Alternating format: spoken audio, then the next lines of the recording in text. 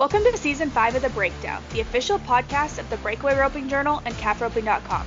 This season, we're diving into both the breakaway and calf roping like never before, bringing you the personalities, successes, and horses that make these events great. You can expect training tips from the top ropers, stories from the road, and industry news that goes beyond the numbers. I'm Hannah Wheeler, your calf roping host. And I'm Blake Ramsey, your breakaway host. And this is The Breakdown. Hey everyone, welcome back to another episode of The Breakdown. I'm your host, Hannah Mann. Today's episode looks a little different than usual. If you've been a regular listener of The Breakdown for long, you remember me introducing Calli Montague as a temporary host back in January. Well, now that we've hired a new digital editor for the Breakaway Roping Journal, Calli is moving back over to the Team Roping Journal, and Blake, our new breakaway gal, is taking over the breakaway portion of the podcast. In this episode, Calli and I talked to Blake about her rodeo background, what brought her to the Equine Network, and some things that she is excited to bring to the listeners of The Breakdown. Without further ado, let's jump into the episode.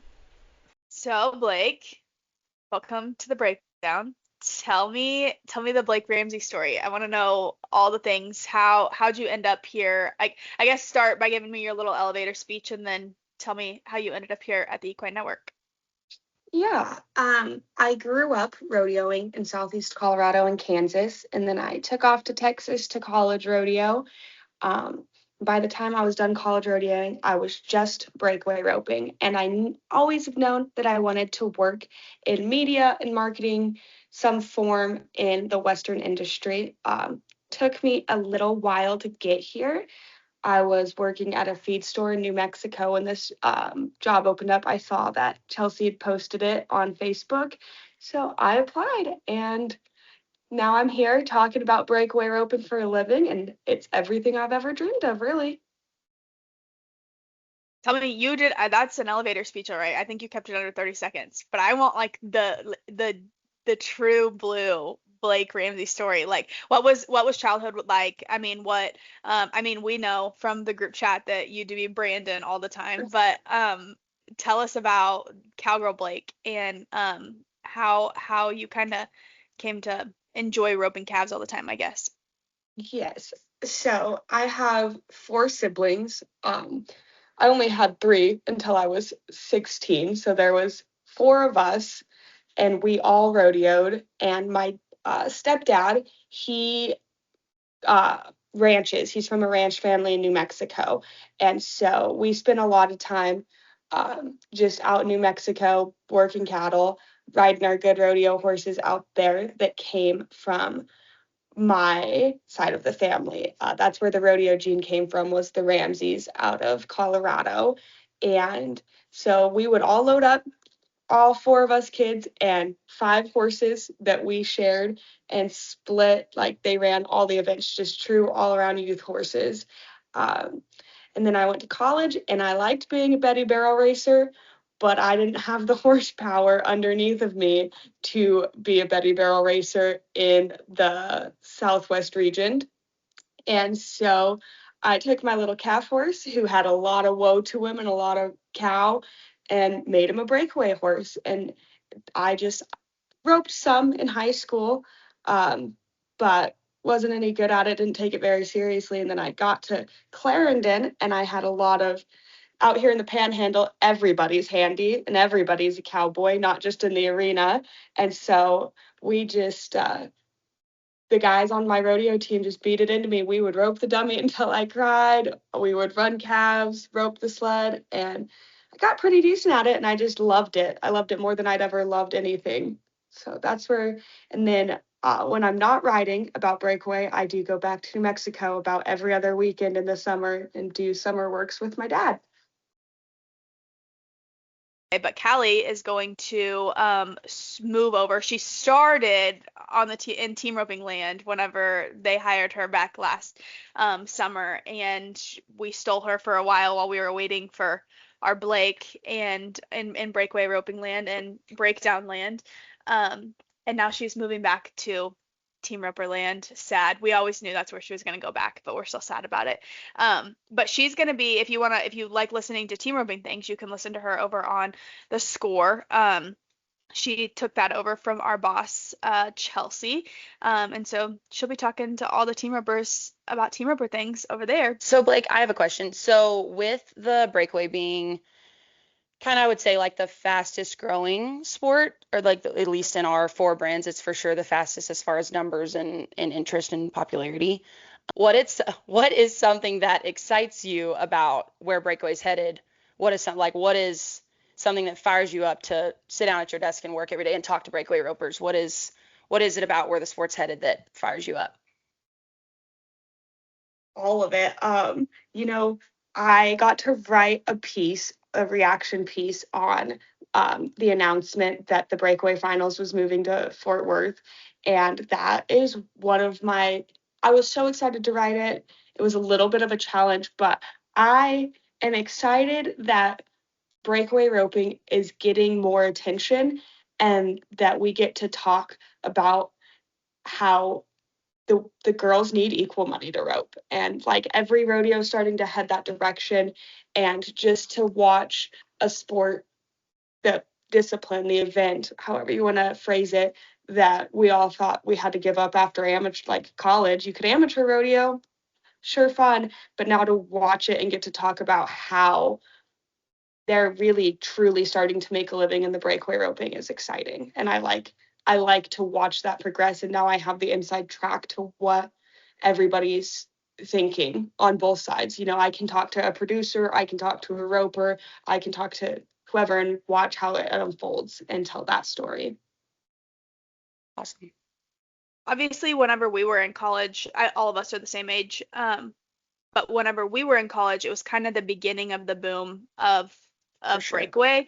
But and so you may not. I obviously was a barrel racer, and so I wasn't paying much attention other than just about like how cool it was, that girls could actually start making some money roping calves for a living. But did either of you really, I guess, think that breakaway would be where it's at now whenever you were in college and trying to, both of you guys were pretty handy, and probably could have done something with a rope maybe, but did you think that it would be where it's at now?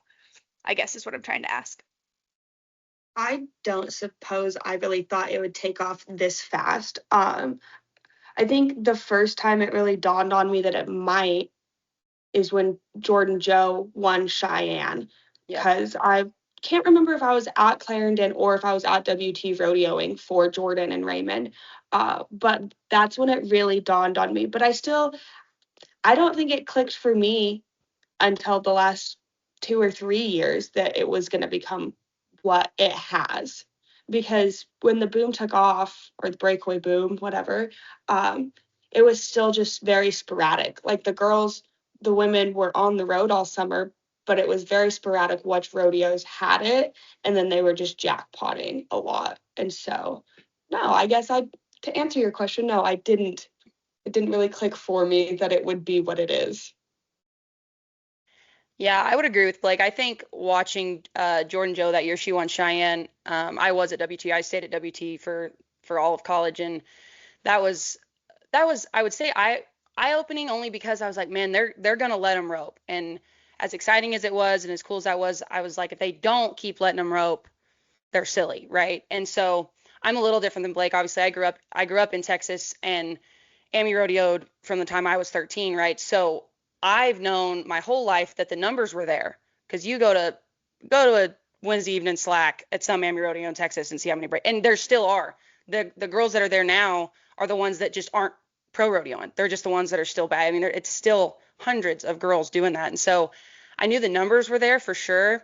But I think Jordan winning Cheyenne was huge. The other thing was like the girls that were Amy rodeoing back when we were in college, and Blake's right, like the boom had started while we were there, but man, we had two of, I would say, Blake, and we worked them. The bigger jackpots of the year happened within a 2-second radius of where me and Blake live now. We both live in Canyon. And so one of them was a Spicer Grip when it was invitation only, 100 girls, and they were walking fresh. Everybody gets one, which those jackpots still exist, but the grip was that for sure when Jordan and Raymond were still here. And then we had several years before that, we had this 3-star. That was a great rope, and then it was walking fresh, 100 girls. it was game on. So the numbers were always there. And I think that's why watching the fight for these girls to get equal money is kind of silly for us, because we're like, what are y'all waiting on? What are you waiting on? The girls are there. Trust me, they're going to work at it. Trust me, they deserved it and they earn it. So like for us, that rodeo down here, and not say that y'all didn't have that in y'all's region, Hannah, but like to be down here and we got a firsthand look. We could go like our hometown rodeo, Slack in Amarillo, Texas, had 150 girls in it every single year. I mean, you can't tell me that the numbers weren't there. So I think that's, yes, I did. I do think that I always kind of knew it would go somewhere. I just didn't know how long it would take. So I'm glad it's now happening and we get a front row seat and we get to talk about it. So yay. I didn't mean to make you guys like step on your soapbox, but I'm here for it. I think everybody's here to listen to the girls deserve it, equal money soapbox. That's our I think job. Our whole job is this. That's our we are the box, man. That's our poor Blake. She's fixing to lead the charge. So yeah, that's fine if we get on our soapbox. Wouldn't classify myself as a feminist, but by God, give these women equal money. Pay them. Pay the women. Pay the poor people.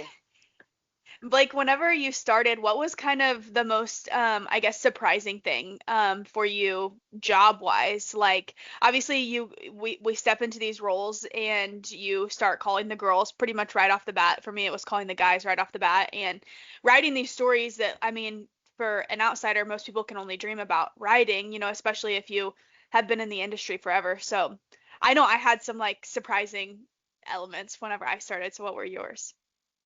Oh man, I mean, I knew it was a very like involved, and rodeos happen at night and over the weekend. But our group chat starts going off at 3 o'clock in the morning sometimes, and it don't quit until midnight. And it's like that just always going. But also like how you're just reaching out to people, who you grew up, they were your hero, like calling Jackie and getting to talk on the phone with Jackie or getting to talk to LD. And like, that's just, it's so cool to, like, it's such a full circle moment for me to be able to talk to them. I was 13 years old and went to a Jackie Hobbs back before she was Jackie Crawford clinic. And now I get to call her on the phone and be like, hey, Jack, like, tell me your thoughts. How's it going? And I think that's fun. And I didn't realize how just easygoing it was going to be to just talk to people. I think it's cool. And you talk about how we're kind of everything's never ending for us. I think that it's almost cool in an aspect though, how dedicated all of us are to taking our computer with us everywhere. I mean, Calli was at Woodward Slack the other morning and she had her computer in her lap. Like, we always just have our laptops with us anywhere. And I think that dedication shows in our work. And I think that's why people, enjoy reading our publications maybe over some others just because of how dedicated we are. At least that's what I like to think. That's me being biased probably 2 years in, but Cue that TikTok audio. I'm not playing on my phone. I'm taking care of business. That's right. Yeah, that's exactly us 24/7 Oh, just man. on our phones. Yeah. I was at the dealership this morning getting an oil change, and it took 30 minutes. And I sat down and they were like, we have Wi-Fi. I'm like, oh, thank God, because I was about to have a bad day. 30 minutes without Wi-Fi is an ugly day. Now, I have to say, I've already told Blake this story 100 times, Hannah. I don't even know if I've told you this, but when we were trying to hire people, and I wasn't a part of the hiring process, but, Chelsea would be like, hey, do you know who this person, whatever. We'd gone through a couple and just never did get the right feel. Well, anyway, when Chelsea found out Blake and I kind of knew each other, or were at least there was a chance we did, she just asked me, she goes, well, man, what do we think? Like Chelsea kind of already had her mind made up. She was like, I think this is her, but you know her, so you tell me. And to Blake's luck and favor, I was like, what I said was, I was like, I can promise you two things. She's a hustler and she is tough enough. And not that, Chelsea always jokes that it ain't brain surgery. And I don't mean tough and like man, this is a hard job. I don't mean that. But if you're somebody that like values your personal time, you better value it watching something, either Cowboy Channel's turned on, we're watching a live stream of some futurity somewhere. And I told Blake that as soon as she got here, I said, listen, I'm not even going to BS with you. I think you're tough enough and you will be able to do it. But when I tell you it's nonstop, I am not playing. Especially because she got hired on, when did you get her, March? Like right after the timed event. And I'm like, girlfriend, listen, it's springtime and it's fixed to be summertime. And we've had several conversations of, we all take care of each other. That's my favorite thing about being on a team is we always take care of each other. Like Hannah knows she needs a day, call me. Blake knows the same thing. And I know that I can call on either of y'all and the whole team to do the same thing. So I just told her, I go, look, if you need a break, you say it, but you better say it. Cause if not happening. And now we're in June and it's game time. So I knew she was tough enough. I always knew. And I told Chelsea that. So I'm glad that she proved me right or else I would have looked stupid. Something that Taylor and I talked about, I think, whenever we did my little intro to the breakdown was that at least for her and I, we were already watching the rodeos. Like both of our husbands have the rodeos on nonstop, unless it's last night whenever Weatherford's on and he's watching blacksmith videos instead. But no, usually we have the Cowboy Channel on and we've got the rodeos playing, and so it's whether or not you might as well get paid for it. I mean, you might as well get paid to watch the rodeo and write the stories and do the things because you're going to do it anyways. So I don't know. I think that's all of us are just passionate about it outside of our jobs. And so I think that's cool personally. But again, I think I'm probably pretty biased. I have a question before we wrap up, Hannah, if you don't mind. Like, I want to know, because I just want to know this about you. So we cover like all aspects of the sport, right? We're covering all sorts of stuff. We're talking rodeos, we're talking purities, we're talking jackpots, doesn't matter. People, name it, right?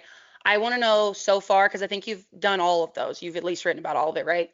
What is your favorite so far? Like, do you like the rodeo? Because we all have a choice over here. Like, before you got here, we all have our preference within our own brands. So, like, what do you think is yours so far? I like horse stories because people are passionate about their horses and they like to talk about their horses. And I also like introduction stories, like talking to rookies and introducing who they are as a person or like game plan. Not that I mind calling somebody and being like, oh, what did you think about your winning run at such and such rodeo? But it's not near as in-depth, and I like to tell somebody's whole story. Yeah. You can only talk about so much that happened within 2 seconds. I make that joke all the time. I'm like, I do love the rodeos and it's so exciting, but unless I was there and saw it with my own 2 eyes, you'd be like, hey, what happened? And they're like, well, and they were 1-9. And you're like, I know there's only literally less than 2 seconds of stuff to talk about, but you're going to have to tell me what happened. Like, it's a lot easier. Like, I talked to Madison Uthier about winning Big Spring, and that's a lot easier to talk about because I've roped at Big Spring so much because it was in our region and I've gone to jackpots and Ammies. And so, like, I can talk about it because I know what the start's like. I know what you have to see. I know what that arena's like. It's a lot harder to pry that stuff out of about a 1-8 at an arena I've never been to and I can't pull just from knowledge.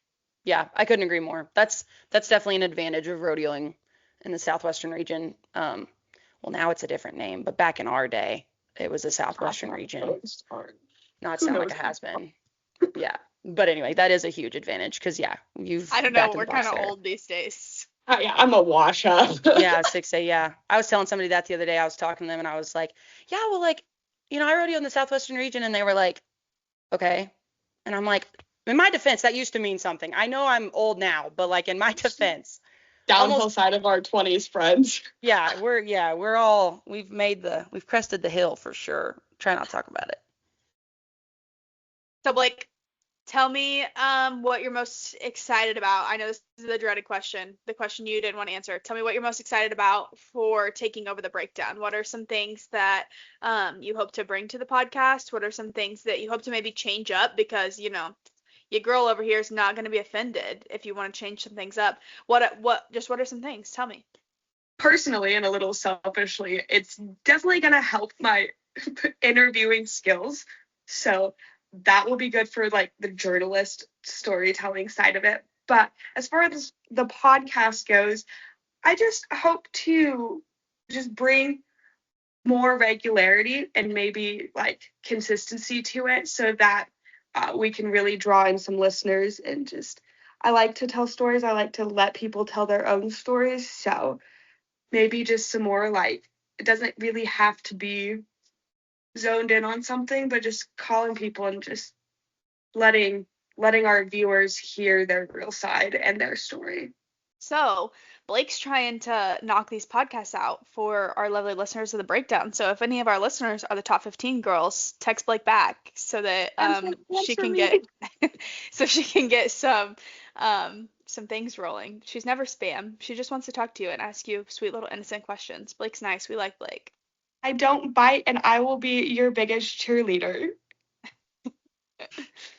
Well, thank you, Blake. Thank you, Calli. I guess this is Calli Montague signing off of the breakdown, but you can go listen to her over on the score. So don't be surprised whenever Blake and I are going to record a new intro after this, and you're going to hear Blake's voice in the intro, and you're going to start next week, right, Blake? Next week, bright. I mean, early. Yes. You're going to I'm start. headed out to Yeah, Old West, and I'm gonna be chatting up with the breakaway ropers in the fraternity world.